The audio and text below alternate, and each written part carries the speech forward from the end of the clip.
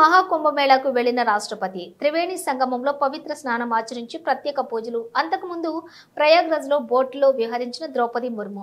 రాష్ట్రపతి ద్రౌపది ముర్ము ప్రయాగ్రాజ్ లో జరుగుతున్న మహాకుంభమేళాకు వెళ్లారు. ఈ సందర్భంగా త్రివేణి సంగమంలో ఆమె పవిత్ర స్నానం ఆచరించారు. అంతకుముందు రాష్ట్రపతి ప్రయాగ్రాజ్ లో ప్రత్యేక పూజలు చేసి బోటులో విహరించారు. ముందుగా యూపీ ముఖ్యమంత్రి యోగి ఆదిత్యనాథ్ విమానాశ్రయంలోని రాష్ట్రపతికి ఘన స్వాగతం పలికి కుంభమేళాకు తీసుకెళ్లారు. ఇక ఈ రోజు ఉత్తరాఖండ్ సీఎం పుష్కర్ సింగ్ ధామీతో పాటుగా తెలంగాణ మంత్రి కోమటిరెడ్డి వెంకటరెడ్డి కూడా త్రివేణి సంగమంలో పుణ్యస్నానం చేశారు. ఇదిలా ఉంటే గత నెల 13న ప్రారంభమైన కుంభమేళా ఈ నెల 26 వరకు కొనసాగుతుంది. 45 రోజుల పాటు జరిగే ఈ పవిత్ర కార్యక్రమంలో దేశ విదేశాల నుంచి సుమారుగా 40 కోట్ల మందికి పైగా భక్తులు వస్తారని యోగి సర్కార్ అంచనా వేసింది. కానీ ఇప్పటికే 35 కోట్లకు పైగా మంది పుణ్యస్నానాలు ఆచరించినట్లు యూపీ అధికారులు తెలిపారు.